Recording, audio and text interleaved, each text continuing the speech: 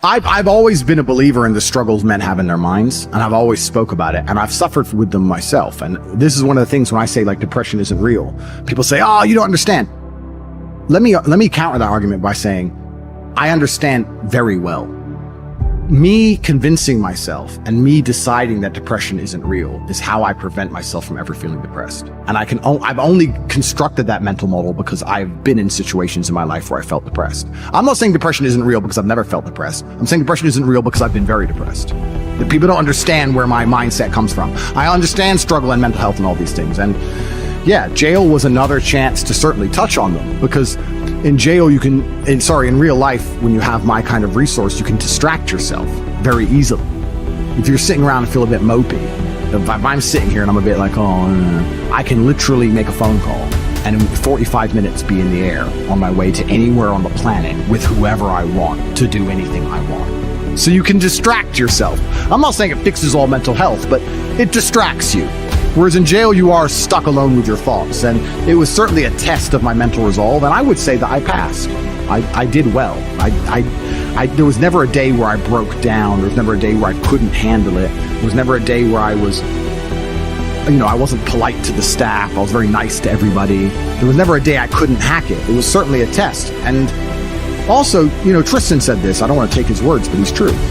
You go through life telling everyone you're the baddest motherfucker there is. Sooner or later, someone's going to test you. You walk in the pub and you say, I'm the hardest man there is. Sooner or later, someone's going to fight you. Sooner or later. And life's like that. You want to be the top G and you want to go through life and say, I'm the top G. Then God's going to say, well, we're going to see if you deserve to call yourself the top G or not. We're going to put you in a Romanian jail cell. We're going to leave you there to rot. You're not going to know how long you're in there for. And the biggest mindfuck is I thought I was going to be in there for years. I had no idea. Everyone's telling me years. I thought I was going to be in there for years.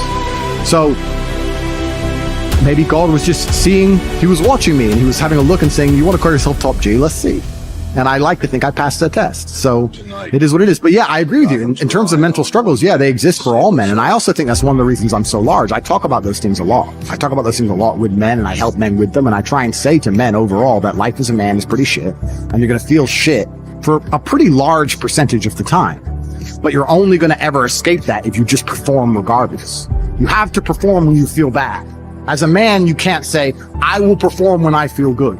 It doesn't work that way because our heads are too complicated and life's too complicated. There's too much on our shoulders. We have too much stress and too much pressure. Our heads are fucked. You have to be the kind of person who says, I perform regardless. I didn't miss a single day's training. I didn't miss a please. I didn't miss a thank you. I'm not saying I was happy. I'm saying I did exactly what I was supposed to do. The worst thing about prison, I think, for everybody else, because there's a lot of men in there who were crying, a lot of men who were having mental breakdowns, I think it is the problem I didn't have, which is knowing that if you're a normal man, you go to jail, they just pick you up and you go to jail. Who pays the rent? Who's feeding your kids?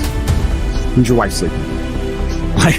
Life gets hard for all the external things you can no longer control, things that were your responsibility. I was lucky I didn't have those problems. And when I spoke to people, most people's issues were things that were happening on the outside. And I felt really good knowing that my life is set up in a way where even if I'm plucked from it, it operates. And I set that up because I thought they were going to kill me. Even to this day, if they shoot me right now, everyone around, everything would be okay. I don't have to exist for my life to function. So that was fantastic about jail. The worst thing about jail, the cockroaches started off really bad, but after a few days, it's amazing how quickly you get used to cockroaches just in your bed.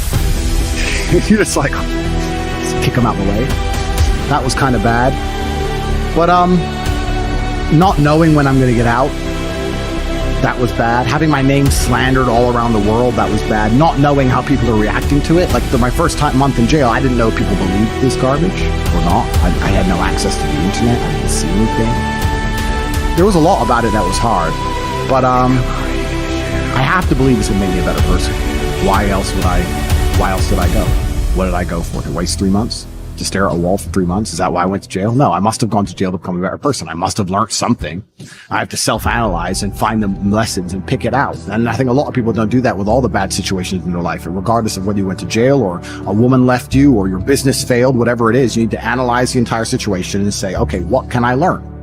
There's a big pile of shit here, but there must be a little bit of gold inside. So I've just tried to look at it as a massive learning experience, and perhaps that's a coping mechanism, but I've found a lot of lessons which I'm implementing. And And there's a very strong chance they're going to put me back. Not because I'm guilty, because I haven't done anything wrong, but because I'm currently in the middle of a judicial system.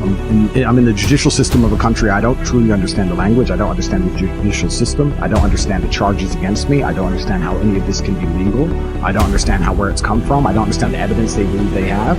And here I am stuck in this process. And who knows how it's going to end. The moments in your life that you feel overwhelmed by life, by people, by your own circumstances, by struggles. We all get knocked down in every aspect of life. Life has a way of humbling you. Life will make you shut up. Life will mute you. You're going to feel awkward and stupid and dumb sometimes. At times you won't want to come out the house. At times you'll be feeling bad and don't know why. What's wrong? I don't know. Just leave me alone. You will cry. You're going to fail, and you're going to be in your head. You're going to be saying, I'm not good enough. But it's okay. It goes with the territory. It's a part of the deal. The real challenge of growth comes when you get knocked down. You got to get messed up sometimes. You got to get dirty. You got to get your feelings hurt. You got to get disappointed. You're going to ask somebody for some money. He going to tell you no. That's just dirt. How you handle it, that's where the growth takes place. You want to take responsibility for your life. I got me here, I can get me out of this. If somebody came and knocked you down, there ain't nothing you can do about it. But if I come back a week later and you're still on the ground, we got a problem. You can decide that you're going to change, that you're not going to be a wimp. The way you were born, what happened to you is not your fault. But doggone it, you still on the ground after 20 years? See, you get tripped out because you got dirt on you. But you need dirt on you to develop. If you get knocked down, there's nothing you can do about it. But getting back up has every single thing to do with you. Don't you give up on your dream. Don't you do it. Don't you do it. Don't you do it. See, you get mad when haters come your way. You get mad because you get a setback. You get mad because they talking about you. That's dirt. You are not the only person that's been through a divorce, boo. Get over it. You're not the first one they let go of. You won't be the last one. The question is, what you gonna do about it? I'm not going to be a volunteer victim. You can decide that you're going to stand up to life. I just need you to identify what your pain is, and then I need you to ask yourself what you're going to do about it. And maybe you've been knocked down in your life and it seems like, hey, the fight is over. It is not over unless you quit. You can permit it to let it hold you down, or you can decide, I'm not going to let that happen to me. You have a choice to either give up or get up.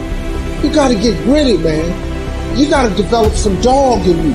You can decide, I'm going to work on myself and develop myself. I'm going to empower me. You have to learn to turn and look at every obstacle as an opportunity. I will not give up. Every time I get knocked down, I will get back up and I will succeed. I love myself enough not to be trapped in the same doggone spot for the rest of my life. No pain, no gain. Pain has a purpose. Your pain ain't permanent. It might last for a second. It might last for a minute. It might last for months. But sooner or later, if you do not surrender, if you do not give up, it will subside. Don't go through it. Grow through it.